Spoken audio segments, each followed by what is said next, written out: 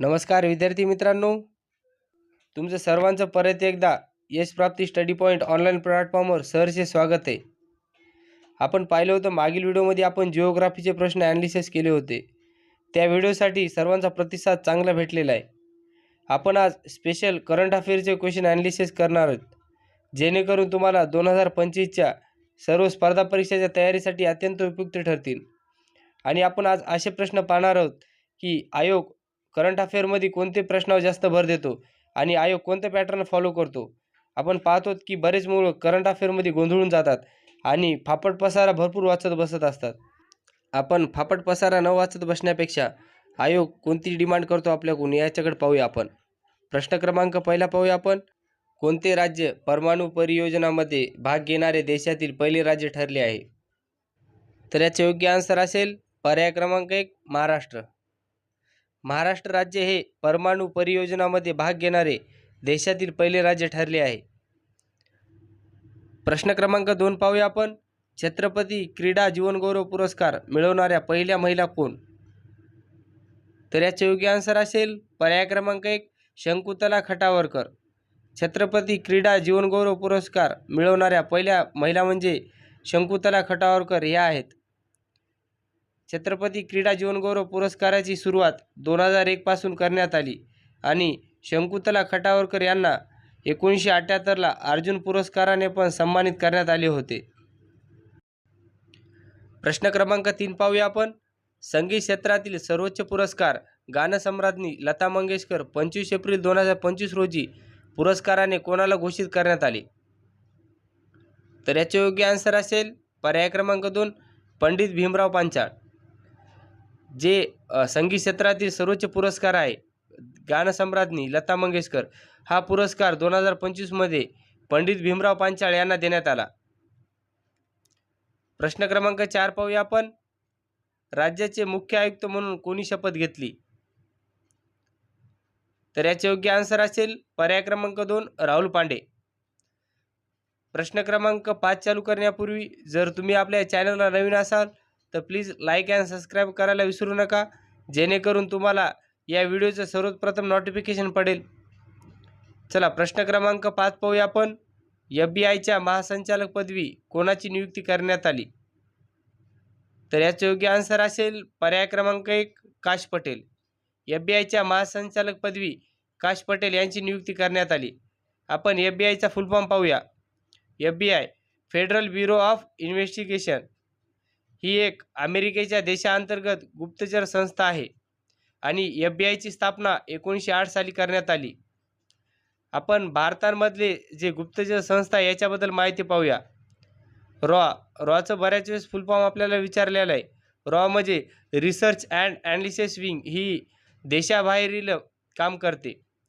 Raw म्हणजे देशाबाहेरील काम करणारी गुप्तचर संस्था आहे. रॉची स्थापना 1968 मध्ये करण्यात आली. आपण IB याबद्दल विचार करूया. IB म्हणजे इंटेलिजन्स ब्युरो, ही संस्था देशांतर्गत कार्य करते. रॉ ही देशाबाहेरील कार्य करते आणि IB देशांतर्गत कार्य करते. आपल्याला या तिन्हीचे पण लॉंग फॉर्म बऱ्याच वेळेस पेपरला विचारून झालेले आहेत. चला प्रश्न क्रमांक 6 पाहूया. आपण देशातील पहिले ATM असणारी ट्रेनचे नाव काय. तर याचे योग्य आन्सर असेल पर्याय क्रमांक 2 पंचवटी एक्सप्रेस. देशातील पहिले ATM असणारी ट्रेनचे नाव पंचवटी एक्सप्रेस आहे. बँक ऑफ महाराष्ट्रांनी ATM चालू केले. पंचवटी एक्सप्रेस हे मनमाड ते मुंबई दरम्यान धावते. या ट्रेनमध्ये एकूण 22 डबे आहेत. जर आपण विवेक एक्सप्रेसचा जर विचार केला तर विवेक एक्सप्रेस ही भारतातील सर्वात लांब अंतर कापणारी एक्सप्रेस आहे. ही जवळपास आपल्याला 4189 किलोमीटर अंतर कापताना दिसते आणि विवेक एक्सप्रेस ही जवळपास 9 राज्यातून आणि 59 स्थानकावरून प्रवास करताना आपल्याला दिसून येते. तर प्रश्न क्रमांक 6चा योग्य आन्सर असेल पर्याय क्रमांक 2 पंचवटी एक्सप्रेस. प्रश्न क्रमांक 7 पाहूया. आपण महाराष्ट्रातील पहिले सौर ऊर्जेवर चालणारे गाव कोणते. तर याचे योग्य आन्सर असेल पर्याय क्रमांक 3 मण्याची वाडी. महाराष्ट्रातील पहिले सौर ऊर्जेवर चालणारे गाव म्हणजे मण्याची वाडी होय. आपण जर पर्याय क्रमांक 1चा विचार केला तर भारतातील पहिले ग्रामपंचायत असणारे गाव म्हणजे बगदरी होय. जर पर्याय क्रमांक आपण 4चा विचार केला तर भारतातील पहिले सौर सीमा गाव म्हणून मासळी बनले आहे. विद्यार्थी मित्रांनो, सौर सीमा गाव आणि सौर ऊर्जेवर चालणारे गाव याच्यामध्ये कन्फ्युजन होऊ नका. तर प्रश्न क्रमांक 7चा योग्य आन्सर असेल मण्याची वाडी. प्रश्न क्रमांक 8 पाहूया आपण. BCCIचे नवीन लोकपाल कोण? तर याचे योग्य आन्सर असेल पर्याय क्रमांक 1 अरुण मिश्रा. BCCIचे नवीन लोकपाल अरुण मिश्रा आहेत. BCCIची स्थापना पाहिली आपण तर 1928 साली BCCIची स्थापना करण्यात आली. आपण जर BCCIचं मुख्यालय जर पाहिलं तर याचं मुख्यालय मुंबई या ठिकाणी स्थित आहे. विद्यार्थी मित्रांनो, आपल्याला बऱ्याच एक्झाममध्ये लॉंग फॉर्म विचारत असतात, तर आपण BCCIचं लॉंग फॉर्म बघूया. Board of control for in India BCCIचं लॉंग फॉर्म आहे. तर विद्यार्थी मित्रांनो, जर बाकीच्या पर्यायांचा जर विचार केला तर पर्याय क्रमांक 4चा जर विचार केला आपण, सीमा सुरक्षा दलाचे अतिरिक्त महासंचालक म्हणून महेश अग्रवाल यांची नियुक्ती करण्यात आली. इस्रोचे नवीन अध्यक्ष म्हणून V नारायण यांची नियुक्ती करण्यात आली. आणि पर्याय क्रमांक 3चा विचार केला आपण तर CRPFचे नवीन महासंचालक ज्ञानेंद्र प्रताप सिंह हे आहेत. तर याचे योग्य आन्सर असेल पर्याय क्रमांक 1 अरुण मिश्रा.